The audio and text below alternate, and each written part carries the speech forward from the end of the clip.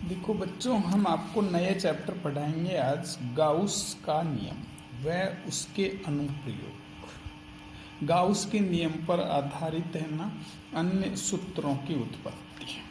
सबसे पहला टॉपिक पढ़ेंगे विद्युत फ्लक्स, इलेक्ट्रिक फ्लक्स। फ्लक्स का अर्थ है FLUX, बहना। यहाँ फ्लक्स का अर्थ है विद्युत क्षेत्र या विद्युत बल रेखाओं को बहना। अगर हम विद्युत क्षेत्र में कोई अल्पांश क्षेत्रफल या कोई क्षेत्रफल रख दें तो हम कहेंगे उस क्षेत्रफल से लंबवत जितनी बल रेखा गुजरेगी। जैसे ये कोई क्षेत्रफल है, ये हमने किसी विद्युत क्षेत्र E में रखा है, तो इससे लंबवत जितनी बल रेखाएं गुजरती हैं, इन बल रेखाओं की संख्या ही इस पृष्ठ से निर्गत या इस पृष्ठ से संबद्ध विद्युत फ्लक्स कहलाता है। अगर हम इसको परिमाण रूप में दर्शाना चाहें तो माना कोई विद्युत क्षेत्र E सदिश है, उसमें कोई अल्पांश क्षेत्र ना कोई क्षेत्रफल जो समतल है वो माना A है, तो इस समतल सतह से संबद्ध या निर्गत जो फ्लक्स होगा वो इस E सदिश और ये जो A सदिश इसके अदिश गुणनफल के बराबर होगा। फाई है ना विद्युत फ्लक्स का सिंबल होता है। कई बार क्या होता है, ये चुंबकीय क्षेत्र का गुण भी होता है, तो हम इसको चुंबकीय क्षेत्र में यहाँ पर B लगा के लिखते हैं, विद्युत क्षेत्र में यहाँ E लगा के लिखते हैं। तो ये फाई E बराबर E सदिश डॉट A सदिश की विद्युत क्षेत्र E और सदिश क्षेत्रफल A सदिश के अदिश गुणनफल के बराबर होता है। ये जो A सदिश है ना, सच में क्षेत्रफल है ना, एक यहाँ पर सदिश राशि है और इसकी दिशा सदैव जो पृष्ठ होता है ना उसके तल के लंबवत बाहर की ओर होती है। जो पृष्ठ होता है उसके तल के लंबवत किधर होती है, बाहर की ओर। मैं इसको खोलूं तो मैं इसको यूं भी लिख सकता हूं EA cos थीटा। ये एक विद्युत फ्लक्स की डेफिनेशन है। अब हम अगर इस डेफिनेशन को व्यापक रूप देना चाहें कि यदि E है ना असमान है, यहाँ तो समान माना है हमने इसको, और ये जो पृष्ठ है ना सर, ये समतल पृष्ठ नहीं है। E क्या है, असमान। A क्या है, समतल नहीं। तो हम क्या करते हैं कि जो भी हमारा पृष्ठ होता है हम उसको अल्पांश छोटे छोटे क्षेत्रफलों में विभक्त कर देते हैं। ये क्षेत्रफलों में विभक्त करते हैं, और जो एक क्षेत्रफल है ना उसको हम इस प्रकार से लेते हैं कि उस पर E की दिशा है ना समान रहे, E का परिमाण है ना समान रहे और उस पर E की दिशा भी क्या रहे, समान रहे। तो हम क्या करते हैं कि प्रत्येक अलग अलग जो ये हमने लिए हैं पृष्ठ छोटे छोटे अल्पांश, इन सब के लिए हम यही सूत्र लगाएंगे। माना ये एक हमारा ये अल्पांश है, मैं इसको डेल्टा S कहना चाहता हूँ, पहला है तो डेल्टा S1। अगर हम इसका सदिश रूप लिखेंगे तो डेल्टा S1 जो तल के लंबवत बाहर की ओर है। यहाँ E माना इसके संगत यहाँ E1 है, इसके बीच का एंगल क्या है, थीटा है। ऐसे हम ये कोई दूसरा लेंगे, इसको बोलेंगे डेल्टा S2, इसके संगत क्या है, ये E2, एंगल क्या है, थीटा है। तो इस प्रकार से हम व्यापक रूप में ये सभी जो अल्पांश है ना इनका फ्लक्स निकाल लेंगे और उसको फिर जोड़ देंगे। तो इस स्थिति में कुल फ्लक्स कितना हो जाएगा, फाई E बराबर पहले पृष्ठ से E1 डॉट क्या है, डेल्टा S1, दूसरे पृष्ठ के लिए E2 क्या कहेंगे, डेल्टा S2।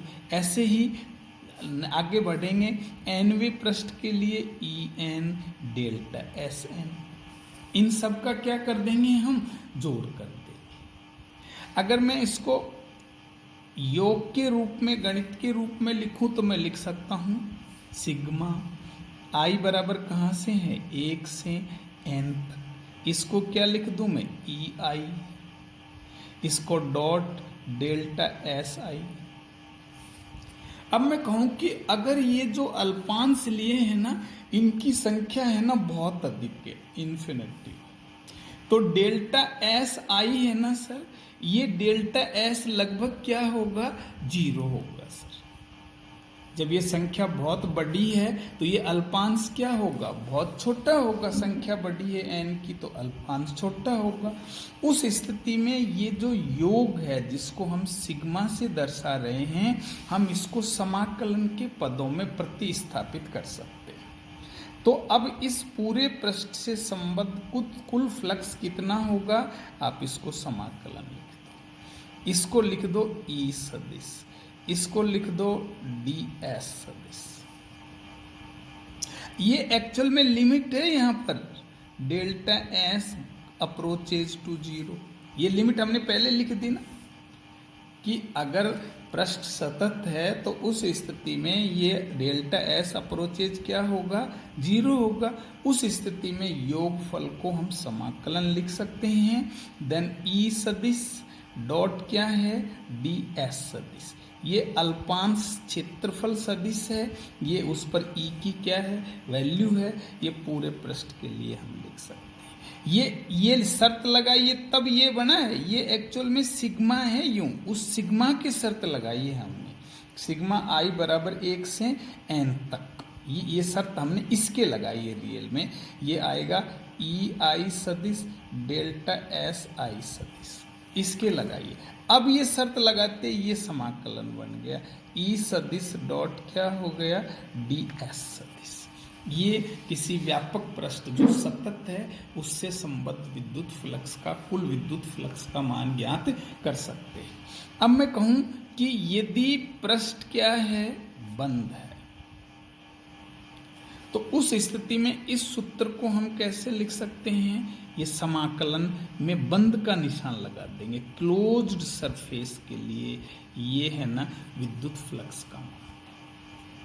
अब विद्युत फ्लक्स तो सच में बल रेखाओं की संख्या है, ये तो उसकी मान निकालने के, आंकिक मान निकालने के सूत्र बताएं। बल रेखाओं की संख्या है, ये संख्या तो एक अदिश राशि है, इसलिए विद्युत फ्लक्स भी क्या होता है, अदिश राशि। देखो बेटा, इसका मात्रक क्या बनेगा, देखो E का मात्रक क्या है, अभी अपन ने पढ़ा न्यूटन अपॉन कूलम। क्षेत्रफल का मात्रक क्या है, मीटर स्क्वायर।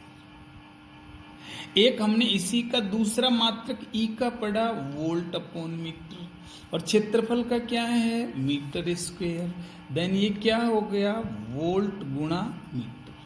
तो दो मात्रक है, newton into metre square upon coulomb, और दूसरा क्या है, वोल्ट इंटू मीटर। अब इसमें एक और है, फ्लक्स को हम धनात्मक भी लेते हैं, फ्लक्स को ऋणात्मक भी। धनात्मक कब होता है, जब कोई भी पृष्ठ हो ना उससे बल रेखाएं निर्गत होती है तो हम उसको धनात्मक लेते हैं, और अगर किसी पृष्ठ में बल रेखाएं प्रवेश करती हैं तो ऐसे फ्लक्स को हम क्या करते हैं, ऋणात्मक मानते हैं। अब है हमारे पास विद्युत फ्लक्स के बाद है हमारे पास सतत आवेश वितरण। सतत आवेश वितरण, सतत का अर्थ होता है यहां लगातार, क्योंकि आवेश का व्यवहार क्या होता है, क्वांटिक अर्थ। आवेश तो क्वांटम रूप में रहता है। हाँ, हम ये कहेंगे कि इस सतत आवेश वितरण का तात्पर्य है कि क्वांटिक अर्थ आवेश है ना सतत रूप में वितरित है, और आवेशों के बीच की दूरी क्या है, अति अल्प है। जैसे हम किसी भी सतह के, अगर हम कहीं सतह को आवेश देना चाहते हैं तो सारा आवेश उसकी सतह पर समान रूप से फैल जाता है, और आवेशों के बीच की दूरी अति अल्प रहती है। तो हम ऐसे आवेश वितरण को क्या कह सकते हैं, सतत आवेश वितरण। रियल में बिंदु आवेश वितरण है ना एक प्रकार की कल्पना सी है। आवेश सदैव किस रूप में रहता है, सतत रूप में ही रहता है। ये तीन प्रकार से वितरित हो सकता है। रेखीय आवेश वितरण। इसमें आवेश है ना एक रेखा पे वितरित होता है, जैसे ये कोई रेखा है इस पर है, जैसे ये कोई वृत्त की परिधि है इस पर है, ये रेखा में वितरित कहलाता है सर। इसमें हम क्या करते हैं, हम एक है ना रेखीय आवेश घनत्व, एक नियत राशि का मान ज्ञात करते हैं। इसमें हम क्या करते हैं कि ये जो लंबाई है, टोटल लंबाई, इसमें हम छोटा सा एक अल्पांश ले लेते हैं डी। माना इस पर आवेश कितना है, डी क्यू। तो रेखीय आवेश घनत्व को हम लैम्डा प्रतीक से दर्शाते हैं। इसका लैम्डा बराबर हम बोलेंगे सर अल्पांश आवेश बटा क्या होती है, अल्पांश लंबाई। देन मैं लिख सकता हूं डी क्यू अपॉन डी। ये इसका मात्रक क्या हो जाएगा, आवेश का होता है कूलाम बटा क्या है, मीटर। दूसरी स्थिति है पृष्ठीय या क्षेत्रीय आवेश वितरण। इसमें आवेश है ना किसी पृष्ठ या सतह पर वितरित होता है सर, जैसे गोले की सतह पर आवेश वितरित है सर। तो जब आवेश है ना किसी सतह पर वितरित होता है तो इसे पृष्ठीय सतत आवेश वितरण कहते हैं। जैसे माना ये इस पर आवेश वितरण है, ये पूरा पृष्ठ एस है, इसमें हम वही छोटा सा क्या लेंगे यहाँ पर डी एस अल्पांश क्षेत्रफल, इसी पर हम ये क्या लेंगे तो आवेश का मान, माना यहाँ पर डी क्यू है। तो वही अब हम पृष्ठीय आवेश घनत्व है ना, इसका सूत्र सिग्मा होता है। सिग्मा बराबर लिखेंगे D Q upon D S. ये क्या हो गया, कूलाम प्रति मीटर स्क्वायर। तीसरा है आयतन आवेश वितरण। जब आवेश है ना आयतन में वितरण रहता है, जैसे किसी गोले के आयतन में आवेश वितरण है, तो उस स्थिति में जैसे ये हमारा कोई भी हमने घन ले लिया, ये सपोज, या गोला ले लिया, इसमें आवेश है सर, तो इस पर हम क्या मानेंगे, ये छोटा सा, ये हम मानेंगे डीवी अल्पांश। आवेश कितना मानेंगे, डी क्यू। तो सतत आवेश वितरण घनत्व को हम यहाँ रो से लिखते हैं। रो बराबर वही अल्पांश आवेश डी क्यू बटा अल्पांश आयतन डीवी। ये क्या हो गया, कूलाम प्रति मीटर की क्यूब सर। इस प्रकार से तीन स्थितियों में अगर हमें आवेश वितरण दे रखा है तो उनके आवेश वितरण घनत्व से हम आवेश का मान ज्ञात कर सकते हैं।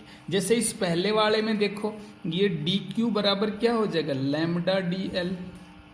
ये देखो दूसरे वाले में डी क्यू बराबर क्या हो गया, लैम्डा डी एस। तीसरे वाले में डी क्यू बराबर ना सॉरी सिग्मा डी एस। तीसरे वाले में क्या हो गया, रो डी। इस प्रकार से हम अल्पांश आवेश है ना उसका मान ज्ञात कर सकते हैं, किसी भी छोटे से हिस्से पे दे रखा हो। अब इसी आधार पर हम है ना किसी बिंदु पर विद्युत क्षेत्र की तीव्रता भी ज्ञात कर सकते हैं, सतत आवेश वितरण का।